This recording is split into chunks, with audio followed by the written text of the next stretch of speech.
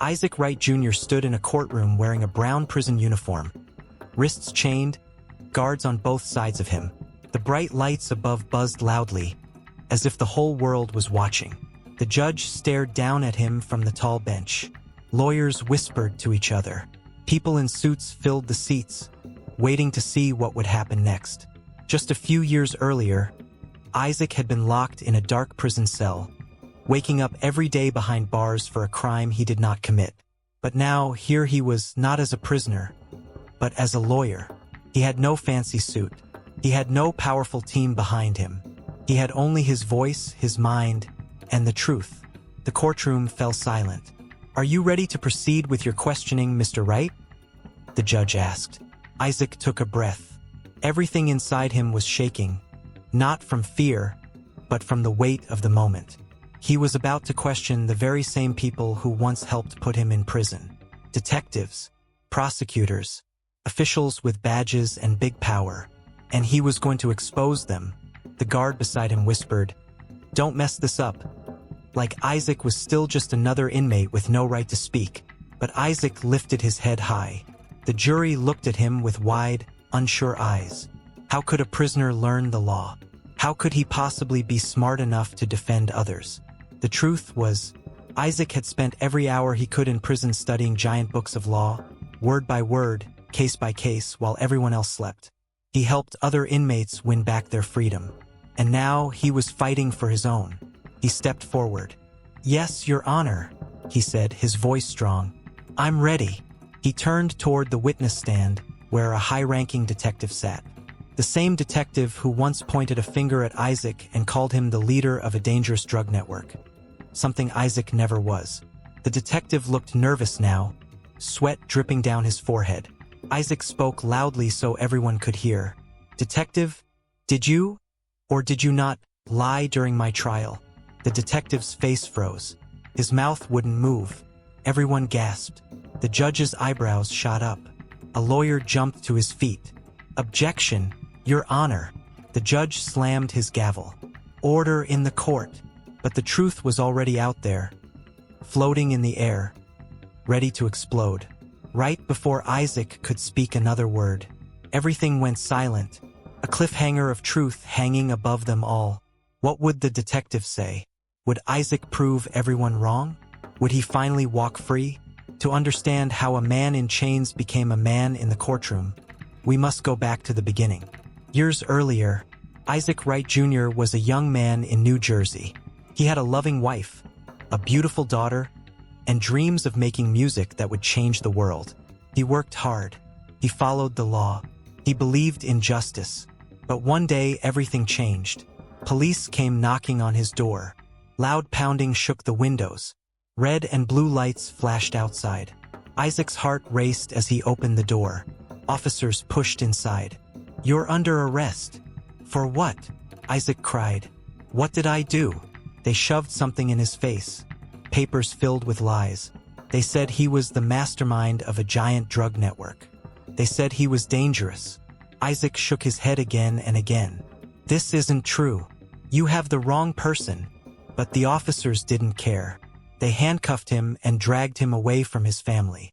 His wife cried out his name. His little daughter screamed, reaching for him. "Daddy!" Isaac tried to stay strong for her, but inside, his heart broke into pieces. At the police station, they questioned him for hours. Over and over they asked him to confess. But Isaac refused. "I won't lie," he said. "I didn't do any of this." The police didn't like that answer. They wanted a win, they wanted a big name to blame. Isaac suddenly became their target. Days turned into court hearings. Lawyers twisted the truth. Witnesses were pressured to say things that weren't real. Every time Isaac stood up to defend himself, they pushed him down again. "You're facing life in prison," a prosecutor told him with a cold smile. "If you fight us, we will make sure you never see daylight again." Isaac's stomach dropped. Life, the rest of his days locked away. "But I'm innocent," he whispered. The prosecutor leaned closer. "Then prove it." But Isaac had no money, no fancy lawyer, no one powerful standing beside him. The courtroom no longer felt like a place of justice. It felt like a trap. Finally, the verdict came. Guilty.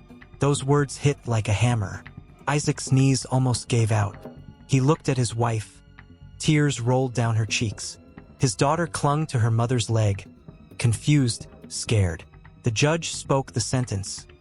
Life in prison. Gasps filled the room. Life. For something he did not do. Isaac stood frozen. His dreams disappeared in 1 second. Guards grabbed him and dragged him away again. His family cried out, but he couldn't even turn back to look at them. His chains rattled loudly, the sound of hope breaking apart. Behind the prison walls, everything was cold. Hard beds, metal bars, heavy doors that slammed every night like thunder. Every breath reminded him he was trapped. Some inmates stared at him with angry eyes. Others whispered rumors. That's the guy they called a drug kingpin. Isaac kept his head down. The nights were the worst. The darkness filled his mind with fear. What if he never walked out again? What if his daughter grew up without him? What if everyone forgot who he was? But deep inside him, something refused to give up. Isaac told himself, they stole my freedom, but they will not steal my mind. So he made a plan. Every day he went to the prison library. He pulled the biggest law books he could find off the dusty shelves, heavy books that even lawyers found confusing. He studied from morning to night. He wrote notes until his hands hurt. He asked questions. He learned the rules, the codes, the secrets hidden in the pages. Other inmates laughed at first. You think you can beat the system from inside a cell? Isaac looked up and said, watch me. Soon, prisoners started coming to him for help. Men who had lost all hope. Men who were thrown away like trash. Isaac read their cases. He found mistakes. He saw lies. He showed them paths to freedom. And little by little, people started winning. Inmates cheered for the man they once doubted. They called him the jailhouse lawyer. Isaac would lie awake at night, smiling for the first time in years. Every person he helped get out of prison was like a piece of justice returning to the world. But with every victory, powerful people became angry. The same people who locked him up began to wonder, how does a prisoner outsmart us? What if he gets out? What if he reveals the truth? And then, one day, Isaac found something in his own case. A lie so big, it could destroy everything the prosecutors built against him. His heart pounded as he copied the papers quietly, looking over his shoulder. If anyone caught him with this information, he could be punished badly. But he couldn't stop now. He was getting closer to freedom, closer to exposing corruption, closer to turning the whole system upside down. And that's how the same prisoner who once stood powerless in a dark cell ended up standing in the courtroom, ready to take down the men who tried to bury him. His story was only beginning, because in that courtroom, the judge stared at him. The jury leaned forward. The world waited. Isaac pointed at the detective again. And before the detective could answer Isaac's powerful question, the courtroom doors suddenly burst open. Everyone turned to look. A loud voice shouted, "Stop the trial right now." The giant wooden doors of the courtroom slammed open so hard that the sound echoed like thunder. Everyone jumped in their seats. Even the judge, who always looked calm and in control, flinched behind his bench. A tall officer rushed in, his voice shaking with urgency. "Your Honor, there's been a serious problem." Isaac Wright Jr. froze. Those words could mean anything, and none of the possibilities felt good. The guard beside him tightened his grip on Isaac's arm, like he expected Isaac to run. But Isaac just stood there, staring at the officer, his heart pounding in his chest like a drum. "What is going on?" the judge demanded, banging his gavel. "This is a court of law. You cannot interrupt a proceeding without reason." The officer cleared his throat, catching his breath. "It's about the evidence, the files. Something has happened to them." The courtroom filled with gasps. Lawyers turned white as sheets. Evidence disappearing? In this case, at this moment, Isaac knew exactly what was happening. Someone powerful did not want the truth coming out today.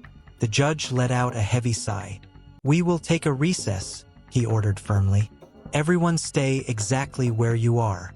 Guards escorted Isaac to a corner of the courtroom. He sat in a hard wooden chair, metal cuffs still around his wrists.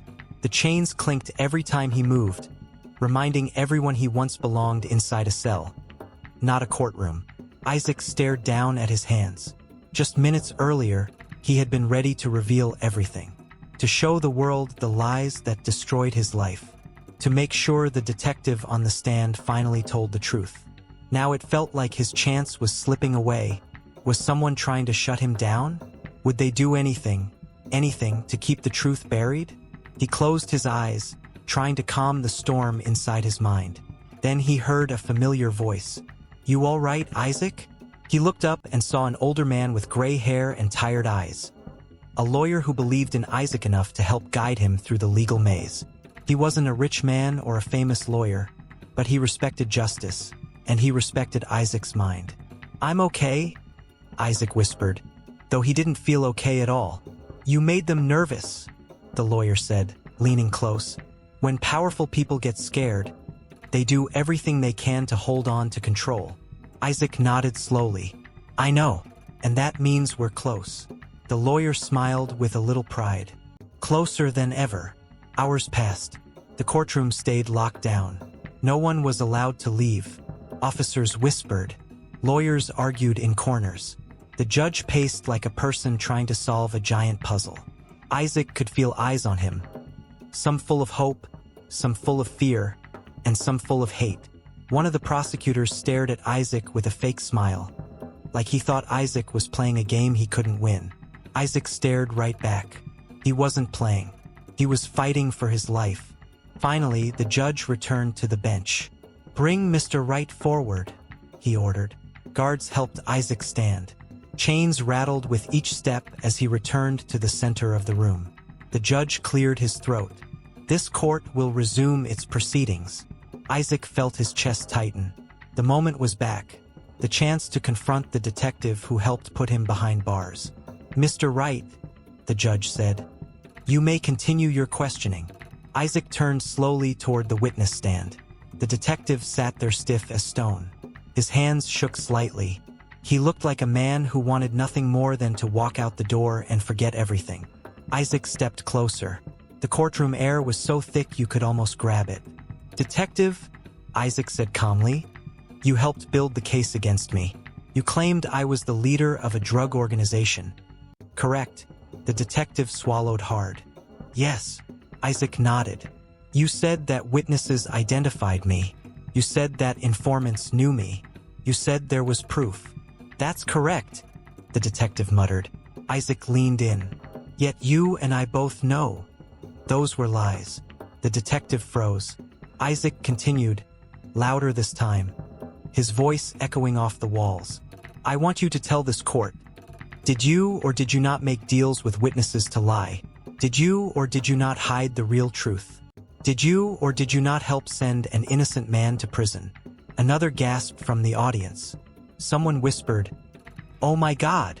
The detective's face turned red. He opened his mouth, but no words came out. Isaac took one more step, looking straight into his eyes.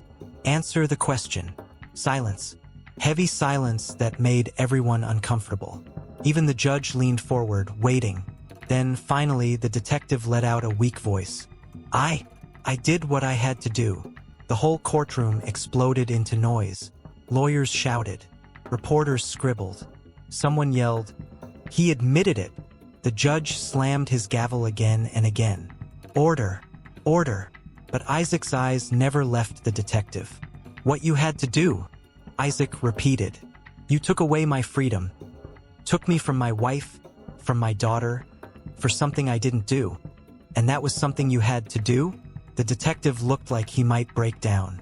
Sweat poured from his face. "I was following orders," he said quietly. The judge stopped breathing for a second. Orders. From someone else. Someone higher up. Isaac wasn't just fighting one man. He was fighting a whole system. The judge finally said, "We will investigate this further." Court adjourned until tomorrow. Guards stepped forward to take Isaac back into custody. Not to a prison cell, but to a holding cell in the courthouse. Still locked up. Still shackled. still not free. As the bars closed behind him, Isaac leaned his back against the wall and looked upward. He had done something huge. He made a part of the truth break loose. He could feel victory getting closer. But it also made his enemies more dangerous. The holding cell smelled like old bricks and cold metal. Water dripped from a pipe above his head. But Isaac didn't care. He felt a spark inside. A spark of hope burning brighter and brighter. Then a guard walked up to the bars. His face looked worried. "Right," he said. "We just got word. Something happened to your daughter." Isaac's heart stopped. "What?" he asked, voice trembling. The guard shifted nervously. "She collapsed at school. They rushed her to the hospital. They think it's stress from everything going on." Isaac's knees went weak. He grabbed the bars to keep from falling. His little girl, the one who still believed in him, the one who needed him. "Please," Isaac begged. "I need to see her." The guard bit his lip. "I'm sorry. I don't make those decisions." Isaac slammed his fist against the bars. "Let me see her. I'm her father." Other guards rushed over, telling him to calm down. But how could he? His daughter was hurting, and he couldn't even hold her hand. He sank onto the cold bench, shoulders shaking. They had taken his freedom. They had taken his name. And now they were hurting his family. Isaac wiped his tears and clenched his jaw. He whispered to himself, "They will not break me. I will not let them win." Morning came. Isaac was led back into the courtroom. His eyes looked tired, but his spirit was fiercer than ever. Everyone sat down. The judge entered. The trial resumed. Isaac stood once again, a prisoner dressed as a lawyer. He wasn't done. Not even close. He was going to finish this. He turned to question the next witness. But before he could speak, a different officer stormed into the courtroom. "Your Honor," he shouted. The judge nearly lost his balance. "What now?" The officer looked pale, terrified. "It's the detective. The one Mr. Wright questioned yesterday." The room leaned in. "He's gone," the officer said. "They found him this morning, unconscious." Everyone gasped. The prosecutor yelled, "What happened to him?" The officer swallowed hard, voice cracking. "It looks like someone tried to silence him." Isaac felt a chill rush through his body. This wasn't just a trial anymore. This was war, and someone dangerous was watching, waiting, ready to strike again. The courtroom was buzzing with confusion. Everyone seemed to be talking at once. Lawyers, reporters, even the jurors whispering nervously. The sudden announcement had thrown the entire trial into chaos. The officer repeated himself, more calmly this time. "The detective, he has withdrawn his testimony." The judge frowned. "Meaning what exactly?" "He refuses to answer further questions. He says he wants to invoke his rights for personal protection." That sentence dropped into the room like a heavy stone. Personal protection? From who? From what? Isaac Wright Jr. stood completely still, though inside his mind raced faster than ever before. This confirmed what he already suspected. Someone was pulling strings from behind the scenes. Someone wanted to keep the truth locked away. The judge rubbed his forehead. "Bring in the next witness," he ordered tiredly. But the prosecutor stood up quickly. "Your Honor, we have no additional witnesses ready." The judge stared at them. "How is that possible? This is your case." The prosecutor stumbled over his words. "Due to new concerns, several of our witnesses are reconsidering their participation." Isaac could almost feel the panic inside the prosecution's table, like a wall beginning to crack under pressure, and they were scrambling to hide the damage. The judge sighed deeply. "We will adjourn for today and reconvene once the state has its case in order." He slammed the gavel. Court dismissed.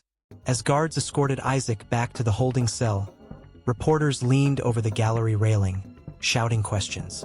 "Isaac, did you scare the detective into backing out? Is this proof of corruption in your case? Do you believe someone is covering up false evidence?"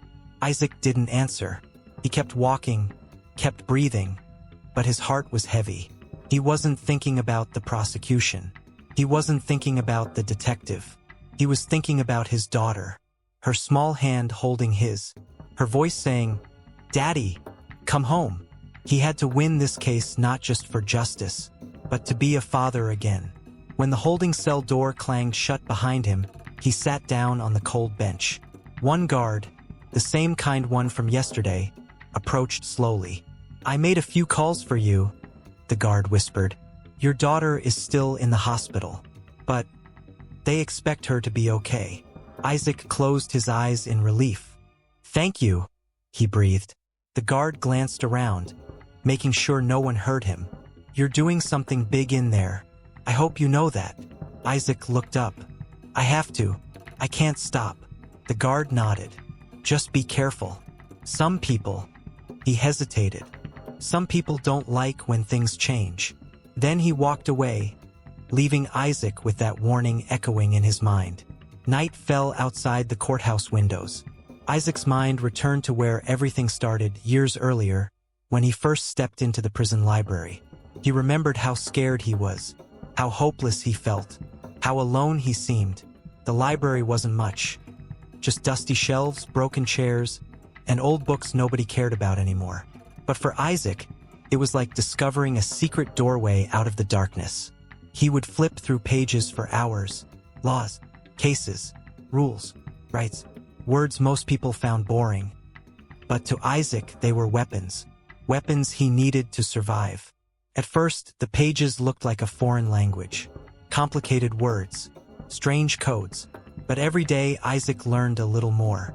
At night, the prison echoed with noise. People yelling, doors slamming, guards barking orders. But Isaac sat under the dull lights studying, blocking out everything else. One day, a prisoner named Marcus came to him. Marcus was older, with tired eyes. "You think you can help me?" Marcus asked, holding out a crumpled stack of papers. Isaac took the papers and studied them. Hours later, he returned to Marcus' cell.